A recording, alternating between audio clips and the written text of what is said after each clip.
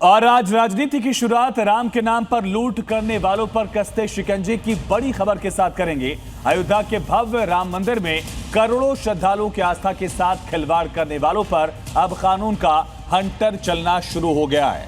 दरअसल राम मंदिर के चढ़ावा चोरी केस में 8 आरोपियों के घरों पर एक साथ हुई छापेमारी के बाद पुलिस अब सिर्फ चोरी नहीं बल्कि अवैध कमाई, संपत्ति और पूरे आर्थिक नेटवर्क की परत खोलने में लगातार जुटी हुई है। आखिर दान पात्र से निकली रकम का खेल कितना बड़ा था और क्या इस मामले में अभी और बड़े नाम सामने आने बाकी हैं? ये रिपोर्ट देखिए।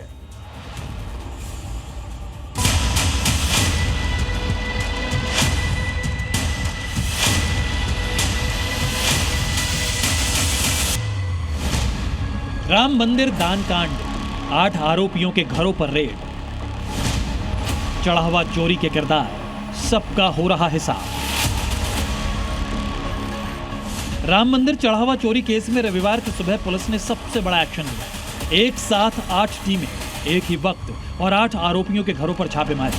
किसी के घर ताला मिला तो कहीं परिवार वालों से लंबी पूछताछ हुई तो कहीं दस्तावेज कब्जे में लिए गए। सबसे पहले पुलिस रामाशंकर यादव और टिन्नू के घर पहुंची, लेकिन घर पर ताला लगा मिला। कुछ देर बाद उसकी मां पहुंची, तब पुलिस अंदर दाखिल हुई। पुलिस के तमाम अधिकारी आपको यहाँ पर दिखाई देंगे। एसआईटी के लोग भी यहाँ पहुँचे हैं, तो ये पूरी इन्वेस्टिगेशन चल रही है। पूरी तस्वीरें हम दिखा रहे हैं। लगातार जो है बात हो रही थी डिजिटल फुटप्रिंट की, वो भी खंगालने की कोशिश की जा रही है और जो भी इन्वेस्टिगेशन में नई नई चीज़ें जो सामने निकल के आ रही हैं वो भी आप जी मीडिया नेटवर्क के माध्यम से आपको हम सब दिखाएंगे। इसके बाद पुलिस की टीम आरोपी मनीष यादव के घर पहुंची, वहां भी ताला मिला। तीसरे आरोपी सुभाष चंद्र श्रीवास्तव के घर पर भी कोई मौजूद नहीं था। इस दौरान जी न्यूज की टीम चंदा चोरी के आरोपी लवकुश और अविनाश के घर भी पहुंची, जहां पुलिस ने छापेमारी की कार्रवाई की। नहीं, अविनाश शुक्ला का घर है और यहाँ पर आरोपियों के घर पे हर जगह छापेमारी हो रही है। उनके परिजनों से पूछताछ की जा रही है। मामले से जुड़े सभी सबूत और अन्य जो पहलू हैं उन पे जो है पूरी जांच चल रही है। अयोध्या में राम मंदिर चढ़ावा चोरी मामले में पुलिस का ये बड़ा एक्शन है जो कि लगातार जारी है। इस केस में जाँच कर रही टीमों ने रविवार को, जो अभी इस समय हम आपको तस्वीरें दिखा रहे हैं, रविवार की ये तस्वीरें हैं। ये अविनाश शुक्ला का घर है। अयोध्या में रहने वाले सभी जितने भी आरोपी हैं जो अयोध्या में रहने वाले हैं उन सब के घर पे पुलिस जो है पहुंची है। पुलिस के अधिकारी पहुंचे हैं। आपको तस्वीरों में हम दिखा रहे हैं। इस मामले से जुड़े जितने भी तथ्य उनको खंगाला जा रहा है और इसमें बड़े खुलासे होने की जो है इस समय जो है बात की जा रही है। उधर आरोपी अनुकल्प मिश्रा के घर पर सबसे ज्यादा देर तक कार्रवाई चली। भारी पुलिस बल की मौजूदगी में संपत्तियों के कागजात, बैंक खातों का रिकॉर्ड, लेन देन का हिसाब और परिवार के लोगों के बयान दर्ज किए गए। इस दौरान राजस्व विभाग के अधिकारी और लेखपाल भी जांच टीम के साथ मौजूद रहे, ताकि आरोपी के नाम पर खरीदी गई संपत्तियों की भी जांच की जा सके। जांच चल रही है, एसआईटी की जांच चल रही है और जो भी आगे पता चलता है, अगर गलत किया है तो बहुत गलत किया है, क्योंकि ऐसा नहीं करना चाहिए। ये बहुत गलत काम है। जो भी गलत है उसके साथ तो भाई जिसने भी कृत्य किया है उसके साथ तो उसको कड़ी से कड़ी सजा मिलनी चाहिए, इसमें कोई वो नहीं है। सूत्रों के मुताबिक जांच अब टिन्नू यादव और अनुकल्प मिश्रा के इर्द गिर्द सबसे ज्यादा घूम रही है। दावा है कि दान पात्र की चाबी टिन्नू के पास रहती थी। इसी ने अपने भतीजे मनीष यादव की एंट्री करवाई और दोनों ने मिलकर चोरी की पूरी स्क्रिप्ट तैयार की। हालांकि इन दावों की आधिकारिक पुष्टि अभी पुलिस ने नहीं की है और जांच अभी जारी है। दरअसल 25 जून को मंदिर ट्रस्ट के सदस्य कृष्ण मोहन की शिकायत पर पहली एफआईआर दर्ज हुई थी, जिसके बाद टिन्नू समेत 8 आरोपियों को गिरफ्तार किया गया। 26 जून को अदालत ने सभी आरोपियों को जेल भेज दिया और अब पुलिस जेल के बाहर उनके आर्थिक नेटवर्क, संपत्तियों और कथित अवैध कमाई की कड़ियां जोड़ने में जुटी है। अब सवाल सिर्फ दान पात्र से निकले पैसों का नहीं है, सवाल ये भी है कि आस्था के नाम पर जमा किया गया चढ़ावा कांड का खेल कितना बड़ा था और इस पूरे नेटवर्क में क्या सिर्फ 8 आरोपी थे या जांच की जद में अभी और भी नाम आने बाकी हैं। फिलहाल अयोध्या में पुलिस की कार्रवाई साफ इशारा कर रही है कि राम मंदिर चढ़ावा चोरी केस में जांच अभी और गहराने वाली है। अयोध्या से अमित भारद्वाज के साथ ब्यूरो रिपोर्ट, जी मीडिया। और आइए अब इस पूरे मामले यानी कि चंदा चोरी की क्रोनोलॉजी को ग्राफिक्स के जरिए समझते हैं। दरअसल पहला चरण तब शुरू हुआ जब प्राण प्रतिष्ठा के बाद से ही करोड़ों का कैश चढ़ावा पहुंचने लगा। मंदिर में लोग यहां चढ़ाने लगे। इसके बाद बैंक जमा और रोजाना के रजिस्टर में भारी अंतर दिखा, यानी बैंक में जितनी राशि जमा थी और जितना रजिस्टर में नोट किया जा रहा था उसमें एक डिफरेंस पाया गया। सीसीटीवी खंगाला गया। कर्मचारियों की संदिग्ध हरकतें कैमरे में देखी और नजर आया कैसे यहां चंदा चोरी किया जा रहा है। फिर आता है सेकेंड फेज यानी दूसरा चरण, जब ट्रस्ट के अधिकारियों ने गोपनीय जानकारी दी।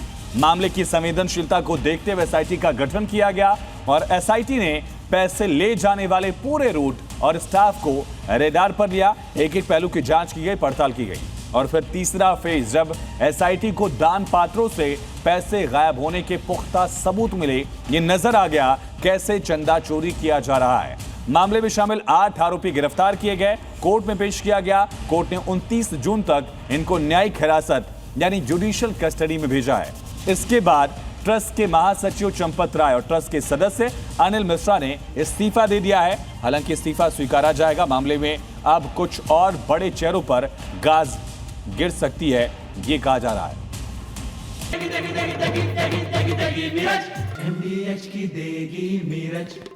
देगी मिर्च का तड़का, अंग अंग फड़का। MDH की देगी मिर्च। वही जांच की परतें खुल रही हैं और हर नई कड़ी के साथ सामने आ रहा है राम मंदिर के चढ़ावे में चोरी का बड़ा सच। अब सवाल सिर्फ चोरी का नहीं है, बल्कि उस पूरे नेटवर्क का है जो आस्था की आड़ में खेल खेलता रहा। आखिर किसने बनाई ये साजिश और कैसे राम मंदिर के चढ़ावे में चोरी की पूरी प्लानिंग की गई, इस रिपोर्ट में देखिए और समझिए।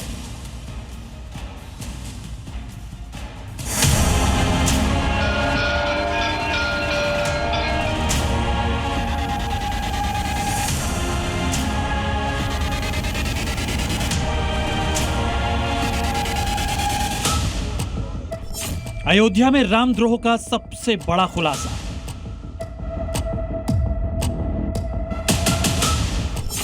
चढ़ावा कांड का हर चैप्टर जी न्यूज पर डिकोड।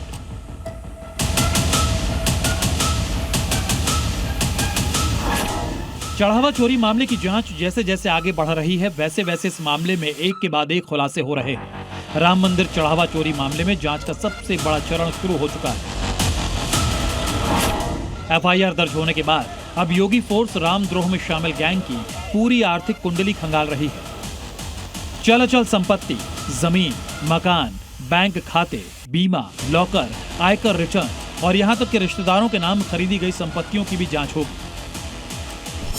सूत्रों के मुताबिक सभी नामजद आरोपियों के मूल पते का सत्यापन पूरा हो चुका है।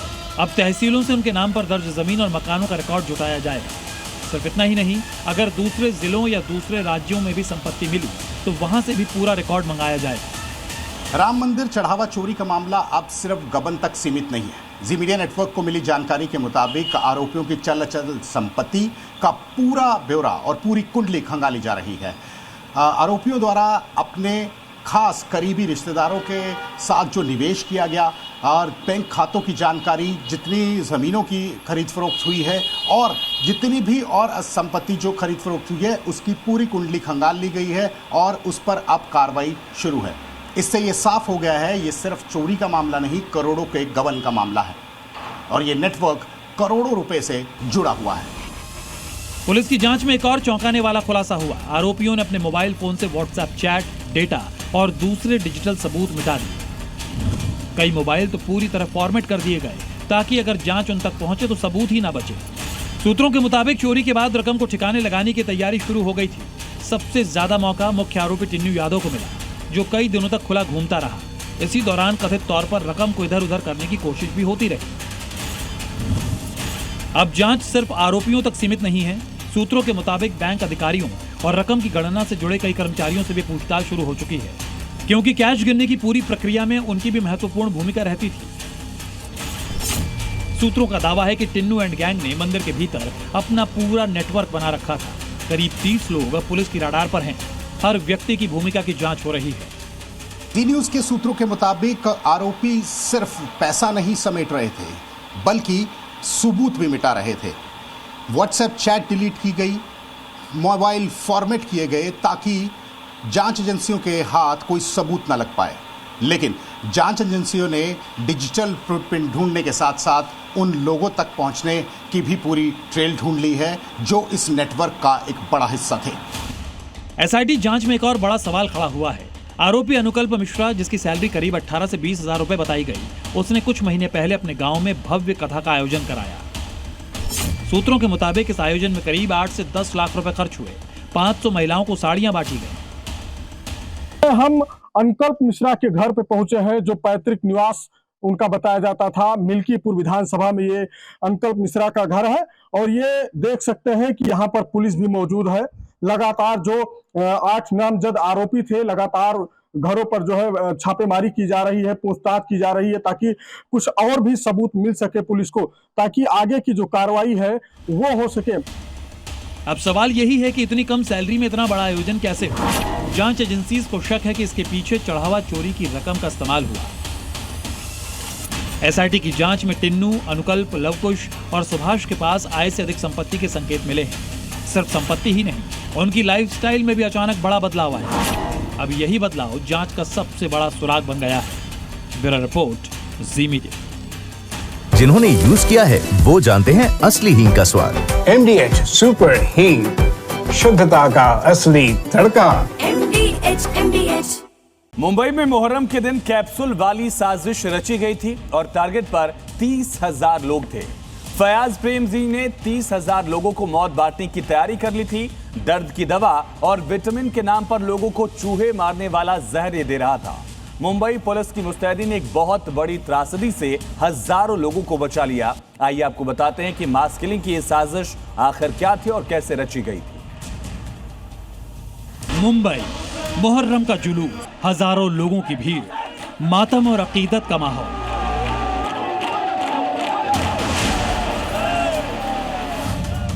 लेकिन इसी भीड़ के बीच मौत का एक ऐसा खेल खेला जा रहा था जिसकी भनक किसी को नहीं थी। एक तरफ जुलूस आगे बढ़ रहा था तो दूसरी तरफ दवा के नाम पर जहर से भरे कैप्सूल बांटने की साजिश रची जा रही थी।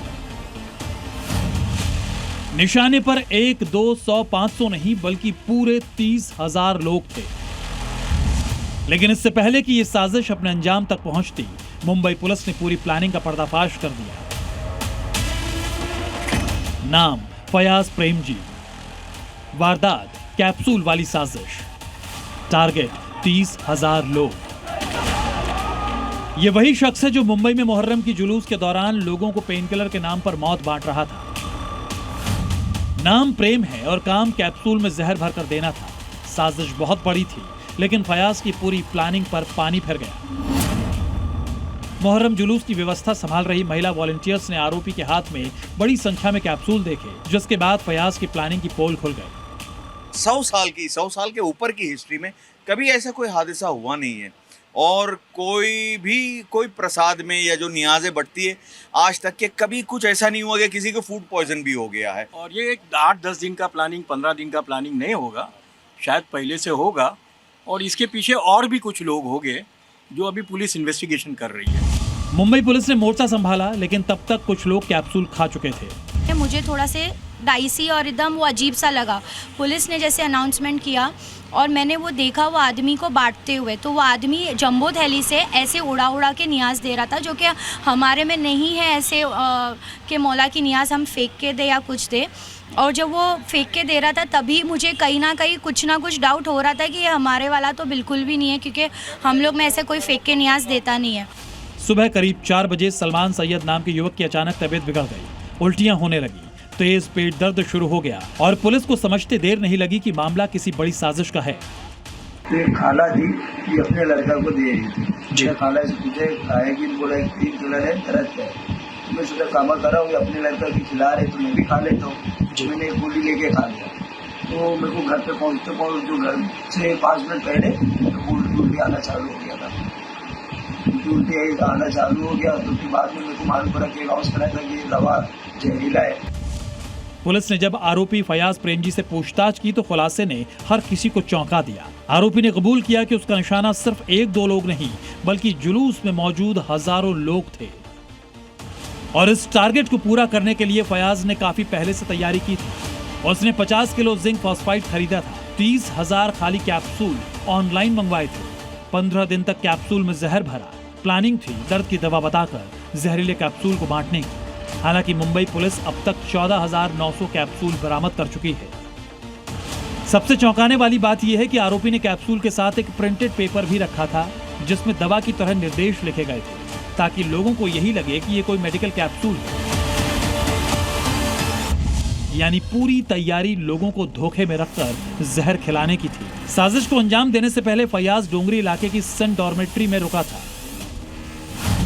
जी न्यूज जब वहां पहुंचा तो रिसेप्शन पर मौजूद कर्मचारी ने बताया कि आरोपी एक दिन यहां ठहरा था। उसके पास 3 से 4 बड़े बैग थे, लेकिन किसी ने उनकी जांच नहीं की।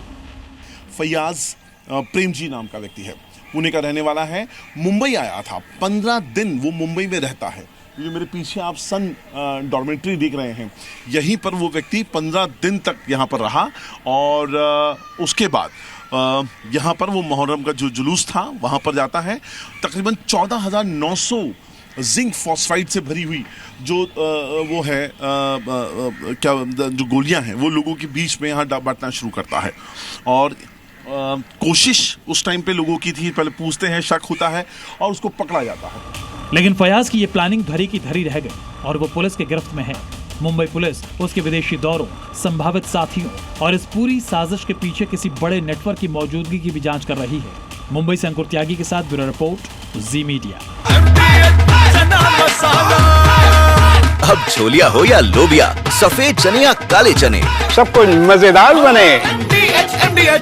तो मुहर्रम में जहरीले कैप्सूल से मास मर्डर की प्लानिंग को तो वक्त रहते फेल कर दिया गया, लेकिन मथुरा में मुहर्रम के मौके पर भाईजान की जहरीली सोच दुनिया के सामने आ गई। दरअसल मथुरा में मुहर्रम के दौरान ताजिया जुलूस के बीच मुस्लिम महिलाओं के पहनावे और सजने संवरने को लेकर एक नया और विवाद खड़ा हो गया। दरअसल जुलूस के दौरान मुस्लिम समाज के कुछ लोग हाथों में तख्तियां लेकर सड़कों पर उतरे और महिलाओं के बिना हिजाब निकलने और लिपस्टिक लगाने पर सरेआम आपत्ति जताई।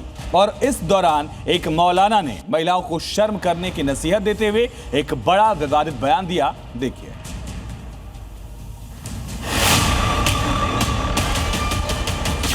मथुरा में मौलाना का तालिबानी फरमान कि जो औरतों का जो असली जगह है उनका वो सबसे ज्यादा महफूज अपने घर में रहती हैं। महिलाओं की आजादी से नाराज भाईजान, मुस्लिम महिलाओं का सजना संवरना गुनाह हो गया। मौका मुहर्रम का था, ताजिए के जुलूस का था, मातम पुरसी का था, लेकिन मथुरा की गलियों में जब जुलूस निकला तो तस्वीरों ने सबको सख्ते में डाल दिया। मथुरा में मुहर्रम के जुलूस में कट्टरपंथ की पूरी जमात मुस्लिम महिलाओं को कायदे और सलीके की नसीहत देने पर उतर पड़ी थी। जुलूस में तमाम तख्तियों पर मुस्लिम महिलाओं के पहनावे को लेकर टिप्पणी की गई थी। मुस्लिम महिलाओं को पर्दे में रहने को कहा गया, मेकअप से दूर रहने की चेतावनी दी गई, खुलेआम निकलने पर शर्म आनी चाहिए का नारा दिखाया गया। जुलूस में शामिल मौलाना सिर्फ अपनी छोटी सोच को बैनर पोस्टर पर चस्पा करके ही नहीं लाए थे, बल्कि खुलेआम कैमरे पर भी अपनी दकियानूसी सोच की पब्लिसिटी कर डाली। दिमाग में जाहिलियत का कीड़ा लेकर घूमने वाले इस मौलाना को सिर्फ मुस्लिम महिलाओं के पहनावे और सजने संवरने से ही दिक्कत नहीं है, बल्कि ये मियाँ भाई मुस्लिम महिलाओं को घर में कैद करके रखने का हिमायती है। हिंदुस्तान में रहकर इसकी तालिबानी सोच का एक और नमूना देखिए। यानी जिस दौर में महिलाएं तरक्की के नई बुलंदियों को छू रही हैं, उस दौर में ये मौलाना तुगलकी फरमान लेकर सड़कों पर पोस्टर लहरा रहा है। मुस्लिम महिलाओं की आज़ादी को अपनी छोटी सोच से खत्म करने की कोशिश में लगा है, और तो और उन्हें शर्म करने की नसीहत दे रहा है। ये कट्टरपंथी मौलाना यही नहीं रुका, मुस्लिम महिलाओं को सज धज कर बाहर न निकलने की नसीहत दी। कहा कि महिलाओं की सबसे सुरक्षित जगह घर ही है। बेपर्दा होकर लड़कियां दुनिया को बर्बाद कर रही हैं, लाली लिपस्टिक लगाकर बाहर निकलकर गुनाह कर रही हैं। जब मौलाना से लड़कियों के माता पिता के लिए संदेश पूछा गया तो इसने बेशर्मी की हदें ही पार कर दी। आज़ाद ख्याल और तरक्की पसंद मुस्लिम महिलाओं की तुलना गुड़ से और समाज की तुलना मक्खियों से कर दी, मतलब हद ही कर दी। अब जरा सोचिए, इस मौलाना के दिमाग में मुस्लिम महिलाओं को लेकर कितना जहर भरा हुआ है, इसकी सोच कितनी घटिया है। मजहब के नाम पर महिलाओं की आज़ादी छीनना चाहता है। मुहर्रम जैसे संवेदनशील मौके पर महिलाओं के पहनावे और मेकअप पर सरेआम दिए गए इस बयान के बाद बड़ी बहस छिड़ गई है। सोशल मीडिया पर लोग इसे महिलाओं की आज़ादी पर बंदिश लगाने की मानसिकता बताकर मौलाना की लानत मलानत कर रहे हैं। ब्यूरो रिपोर्ट, जी मीडिया। रिलायंस इंडस्ट्रीज के एग्जीक्यूटिव डायरेक्टर अनंत अंबानी एक बार फिर अपनी गहरी धार्मिक आस्था को लेकर सुर्खियों में हैं। अनंत अंबानी ने आंध्र प्रदेश के सुप्रसिद्ध तिरुपति बालाजी मंदिर में भगवान वेंकटेश्वर स्वामी के दर्शन किए, लेकिन इस बार चर्चा उनके दर्शन से ज्यादा उनकी अटूट श्रद्धा की हो रही है। सदियों पुरानी परंपरा का पालन करते हुए अनंत अंबानी ने मंदिर परिसर में केश दान किया है और भगवान के चरणों में अर्पित किया। कलयुग का वैकुंठ कहे जाने वाले तिरुपति बालाजी मंदिर में हर साल लाखों श्रद्धालु अपने बाल दान करते हैं। धार्मिक मान्यता है कि केश दान करने से इंसान अपने अहंकार का त्याग करता है और खुद को पूरी तरह भगवान के प्रति समर्पित कर देता है। अनंत अंबानी ने भी इसी परंपरा को निभाते हुए अपनी आस्था का परिचय देते हुए अपना केश दान किया। वैसे अंबानी परिवार की मंदिरों और सनातन परंपराओं के प्रति आस्था कोई नई बात नहीं है। चाहे अयोध्या का राम मंदिर हो, बद्रीनाथ केदारनाथ हो या द्वारकाधीश हो, मुकेश अंबानी से लेकर अनंत अंबानी तक पूरा परिवार अक्सर देश के बड़े धार्मिक स्थलों पर शीश नवाता नजर आता है। लेकिन अनंत अंबानी ने केश दान करके बता दिया कि वो अपनी जड़ों, अपनी परंपराओं से कितनी गहराई से जुड़े हुए हैं। वहीं प्रधानमंत्री नरेंद्र मोदी को दुनिया के देशों से लगातार मिल रहे सर्वोच्च नागरिक सम्मान अब सिर्फ सम्मान नहीं है, बल्कि भारत की वैश्विक साख का प्रतीक बन चुके हैं। सेशल्स ने भी पीएम मोदी को अपना सर्वोच्च सम्मान देकर भारत की समुद्री सुरक्षा, पर्यावरण संरक्षण और वैश्विक नेतृत्व की सराहना की है।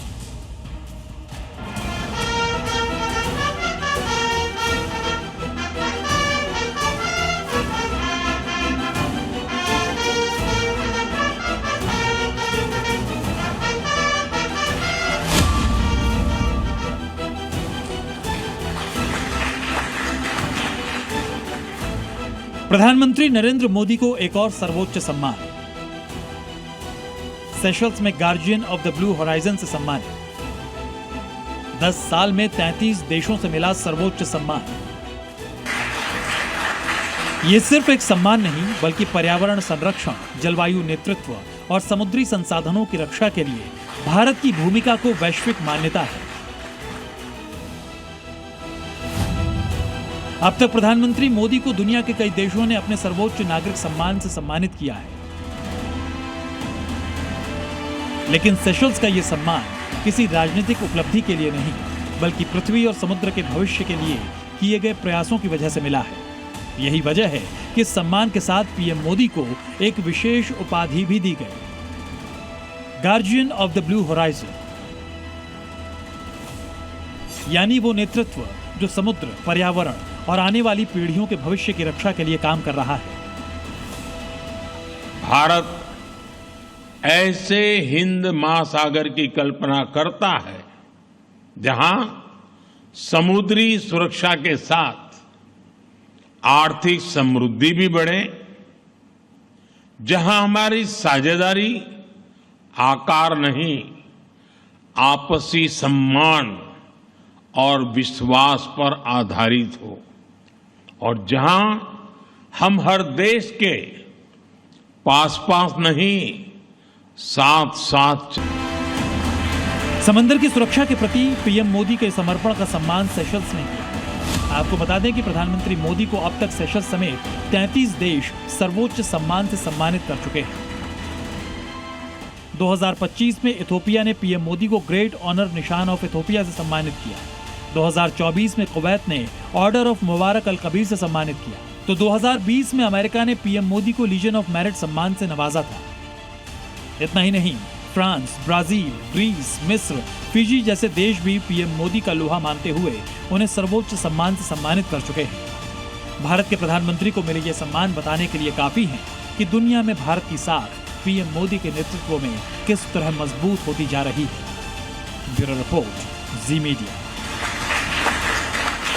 और अब बात पाकिस्तान के हालात की करते हैं। जो देश दशकों तक आतंकवाद को खुद पालता पोसता रहा, आज वही आतंकी आग में खुद जल रहा है। दुनिया में आतंक का आका और आतंकियों का सबसे बड़ा अड्डा पाकिस्तान, जहां बंदूकें उसकी अपनी सुरक्षा एजेंसियों पर तन गई है। कराची में पैरामिलिट्री हेडक्वार्टर पर आतंकी हमले ने एक बार फिर दिखा दिया कि आतंकी फैक्ट्री अब अपने ही मालिक को निशाना बना रही है। कैसे ये रिपोर्ट देखते हैं। इतिहास गवाह है कि जो सांप दूसरों को डसने के लिए पाले जाते हैं वो एक दिन अपने ही आका को निगल जाते हैं। आज यही हश्र हो रहा है कंगाल और बेहाल पाकिस्तान का, जो दुनिया भर में आतंक की फैक्ट्रियां चलाता था।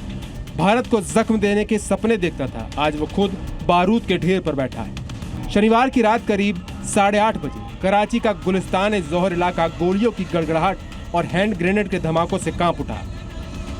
आतंकियों ने सीधे सिंध रेंजर्स के पैरामिलिट्री हेडक्वार्टर को निशाना बनाया। एक गाड़ी आई जिसने मेन गेट को बख्तरबंद गाड़ी की तरह तोड़ा और भीतर दाखिल हो गया। इसके बाद जो हुआ वो पाकिस्तान की गाल पर करारा तमाचा था। करीब 90 मिनट तक सीधी जंग चली, जिसमें 4 रेंजर्स ढेर हो गए, जबकि जवाबी कार्रवाई में 6 आतंकियों को मार गिराया गया। हमले की जिम्मेदारी ली है जमात उल अहरार ने, जो तहरीक तालिबान पाकिस्तान यानी टीटीपी का ही एक खूंखार धड़ा है। ये वही टीटीपी है जिसे कभी पाकिस्तान सेना ने पाला पोसा था और आज यही भस्मासुर बनकर मुनीर की फौज का शिकार कर रहा है। दुनिया को अमन का पाठ पढ़ाने का ढोंग करने वाले शहबाज शरीफ आज भीख का कटोरा लेकर दुनिया के सामने घूम रहे हैं और उनके अपने ही घर में आतंकी उनके जवानों की बलि ले रहे हैं। ये कोई पहली बार नहीं जब कराची दहला हो। Pakistan institute for conflicted and security studies के आंकड़े के मुताबिक मुनीर और शहबाज की नाकामी का कच्चा चिट्टा खोल रहे हैं। सिर्फ 1 महीने के भीतर अप्रैल से मई के बीच पाकिस्तान में आतंकी हमलों में 27% की भारी बढ़ोतरी हुई। मई महीने में पूरे पाकिस्तान में 128 आतंकी हमले हुए। खैबर पख्तूनख्वा और बलूचिस्तान पूरी तरह गृह युद्ध की आग में झुलस रहे हैं। ग्लोबल टेररिज्म इंडेक्स के मुताबिक पिछले 1 साल में पाकिस्तान के भीतर 1000 से ज्यादा आतंकी हमले हुए हैं, जिनमें 1100 से ज्यादा लोग अपनी जान गंवा चुके हैं। सिंध के मुख्यमंत्री मुराद अली शाह और गृह मंत्री जियाउल हसन सिर्फ कागजों पर रिपोर्ट मांग रहे हैं, लेकिन हकीकत ये है कि रिपोर्ट मांगने से आतंकी नहीं रुकते। पाकिस्तान आज भुखमरी, कंगाली और आतंकवाद के त्रिकोण में ऐसा फंसा है कि उसका निकलना नामुमकिन है। शहबाज शरीफ और जनरल मुनीर को यह समझ लेना चाहिए कि भारत के खिलाफ साजिशें रचने का वक्त अब खत्म हो चुका है। अब वक्त खुद के वजूद को बचाने का है, वरना वो दिन दूर नहीं जब इस्लामाबाद के तख्त पर मुनीर नहीं बल्कि यही आतंकी बैठे नजर आएंगे। ब्यूरो रिपोर्ट, जी मीडिया। और अब बात अमेरिका ईरान युद्ध की। 111 दिन तक चली वो खूनी जंग जिसने पूरे मिडिल ईस्ट को बारूद के ढेर पर ला खड़ा किया। जब लगा कि जिनेवा का 14 पॉइंट्स का समझौता इस तबाही को रोक देगा, लेकिन जिनेवा का वो सीज फायर सिर्फ एक ढोंग साबित हुआ है। दरअसल अमेरिका ने ईरान पर बम बरसाए तो ईरान ने भी अमेरिकी ठिकानों को मिसाइलों से उड़ाने का एक बड़ा दावा कर दिया है। हॉर्मुज स्ट्रेट में फिर से बारूदी गंध फैल गई।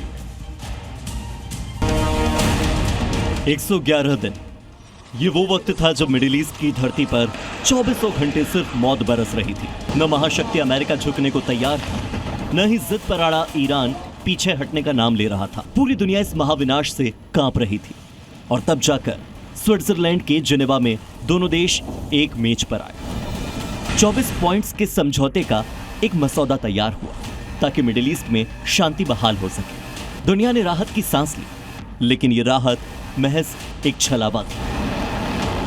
शांति की इस झूठी इमारत के ढहने में चंद मिनट भी नहीं लगे।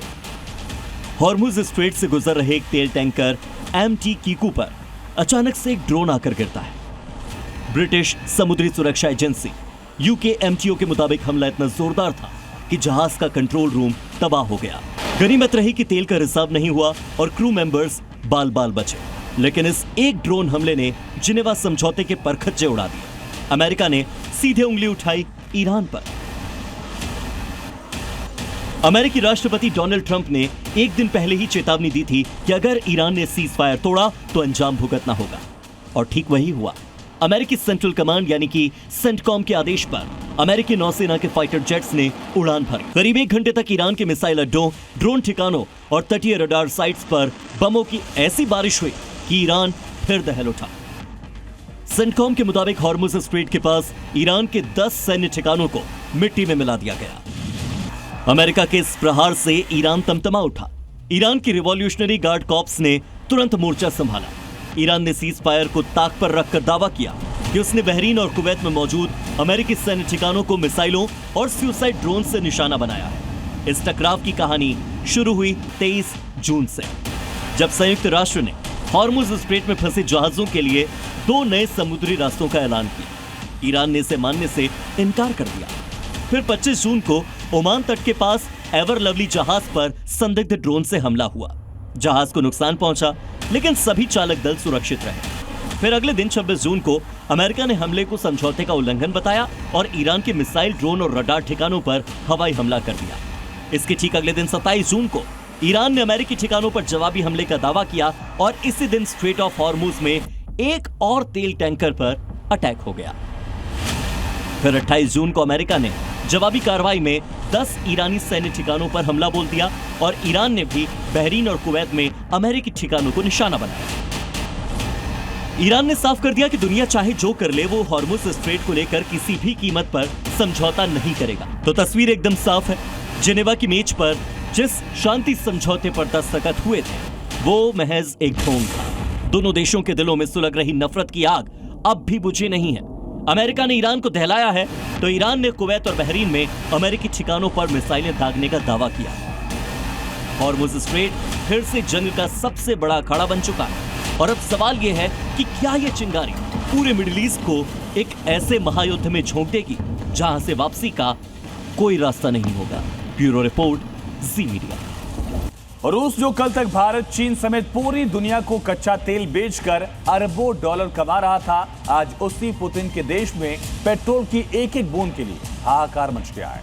दरअसल हालात ये हैं कि दुनिया का पावर हाउस कहा जाने वाला रूस अब अपने छोटे से पड़ोसी देश कजाकिस्तान के सामने पेट्रोल के लिए हाथ फैला रहा है। आखिर क्यों, ये रिपोर्ट देखिए।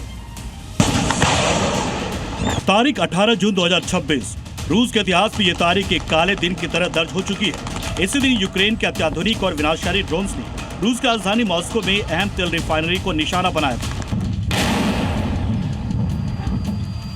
यूक्रेन के आत्मघाती ड्रोन्स ने सीधे मॉस्को के दिल पर चोट की थी। कपुतिना रिफाइनरी पर हुआ यह हमला इतना सटीक था कि रूस का आधुनिक एयर डिफेंस सिस्टम भी इसे रोक नहीं पाया।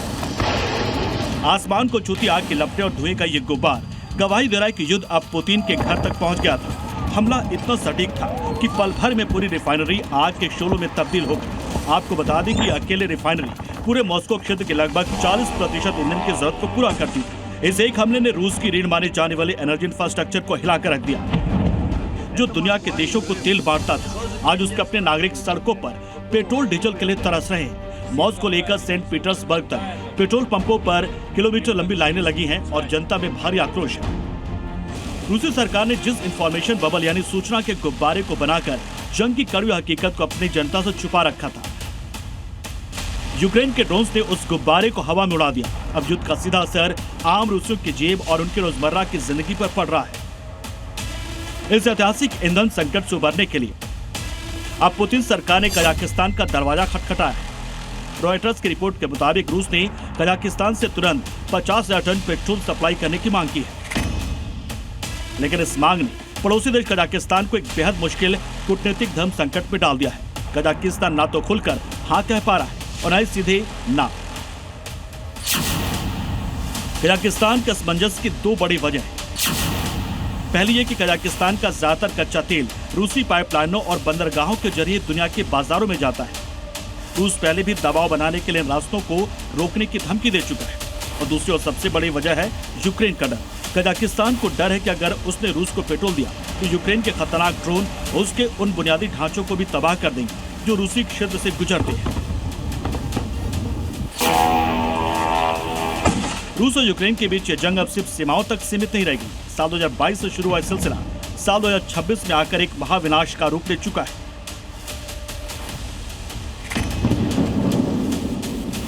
रूस की 10 से ज्यादा बड़ी तेल रिफाइनरियों पर यूक्रेन ने सफल ड्रोन हमले किए हैं, जिससे रूस की रिफाइनिंग क्षमता 15% तक गिर गई है।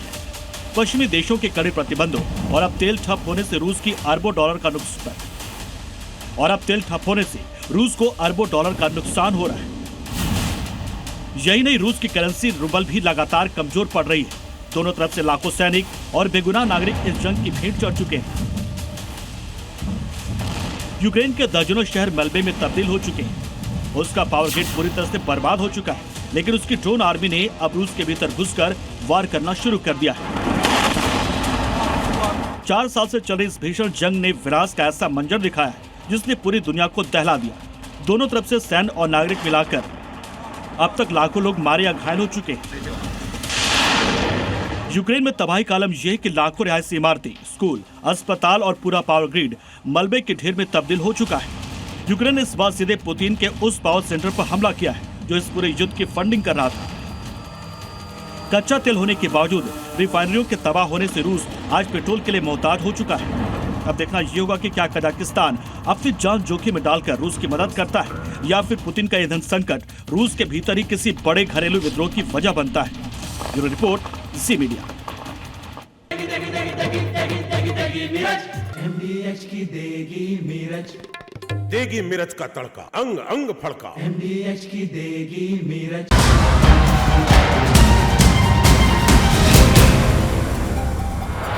Brought to you by MDH मसाले।